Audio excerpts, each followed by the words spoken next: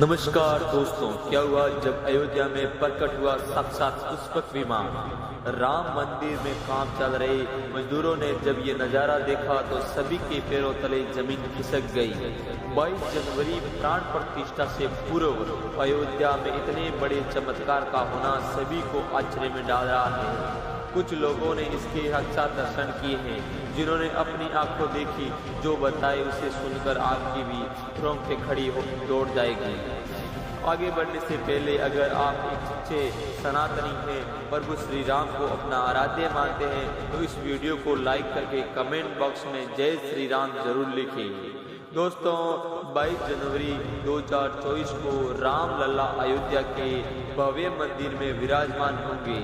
इस शुभ कार्यक्रम के लिए पूरे देश में निमंत्रण बांटा जा रहा है। शहर से लेकर गांव तक घर घर अक्षत वितरण में बच्चों से लेकर बड़े तक सहयोग कर रहे हैं। यहाँ तक कि महिलाएं भी घर जाकर अक्षत और श्री राम के अयोध्या की फोटो वितरण कर रही है।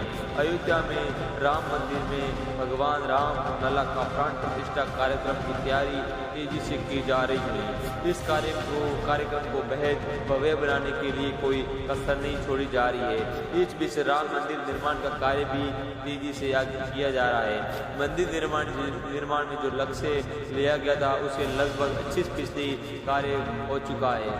70 खंभों पर मूर्ति का काम चल रहा है।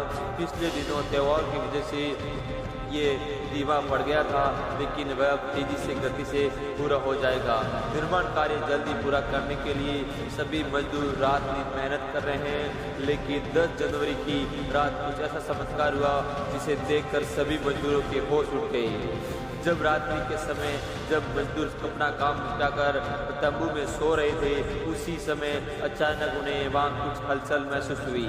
सुरेश नाम के मजदूर ने जब तंबू से बाहर जाकर देखा तो उसे राम मंदिर के परिसर में कुछ अजीब सी पीली चमकती हुई चीज दिखाई दी। उसने अपने साथियों को जगाना चाहा, लेकिन कोई भी उसके साथ नहीं आया।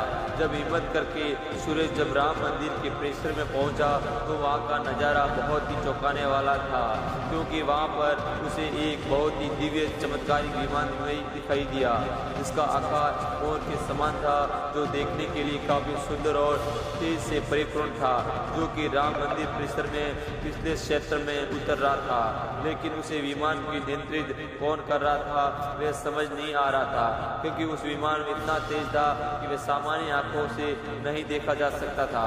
लेकिन समझ में कुछ ऐसा आ रहा था मानो सवे साक्षात भगवान राम पुष्पक विमान के माध्यम से अयोध्या में उतर रहे हैं। तो सुरेश ने ये चमत्कार अपनी आंखों से देखा, लेकिन अचानक से ही वह बेहोश हो गया, क्योंकि वे उसके तेज को कुछ सहन नहीं कर पा रहा था। सुरेश जब सुबह उठा तो वह उसी स्थान पर मौजूद था और उसके साथ ही मंदिर निर्माण कार्य पूरा करने के लिए जा रहे थे। उसने सभी को रोक कर रात्रि की सच्चाई बताई, लेकिन सभी उसकी हंसी उड़ा रहे थे। लेकिन सुरेश मन ही मन समझ चुका था कि प्रभु श्री राम अयोध्या आ चुके हैं। ये उसके लिए सौभाग्य था कि उसे उतना सुंदर दृश्य देखने को मिला, जब शायद उससे साक्षात पुष्पक विमान के दर्शन किए थे। यानी कि प्राण प्रतिष्ठा से पहले अयोध्या प्रकट हुआ और साक्षात पुष्पक विमान। दोस्तों, देश के अलग अलग हिस्सों में कई बार अजीब सी आकृति के विमान दिखे गए हैं, जिनका संबंध कई बार एलियन के साथ जोड़कर भी देखा जा सकता है। यानी कि अयोध्या में उस रात्रि को मोर की आकृति का विमान देखना वास्तव में प्रभु श्री राम का ही कोई संदेश हो सकता है। लेकिन क्या ये विमान सचमुच में पुष्प विमान है? इसकी आखिर क्या गारंटी है? इसे समझने के लिए हमें पुष्प विमान के रहस्य को अच्छे से जानना पड़ेगा। आगे हमारे इसके बाद रावण ने उसे अपने सौतेले भाई कुबेर से लंका समेत बलपूर्वक हथिया लिया था। फिर रावण इसी के जरिए कहीं भी आता जाता था। रावण को हराने के बाद ये विमान श्री राम के पास आ गया। वह जीत हासिल करने के बाद इसी विमान की कहीं जगह होते हुए अयोध्या पहुंचे थे।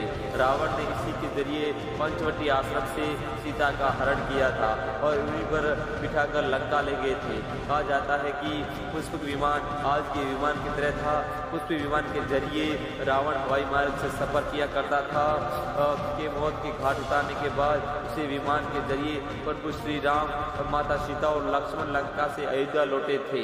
रामायण में जिस तरह से पुष्पक विमान का जिक्र मिलता है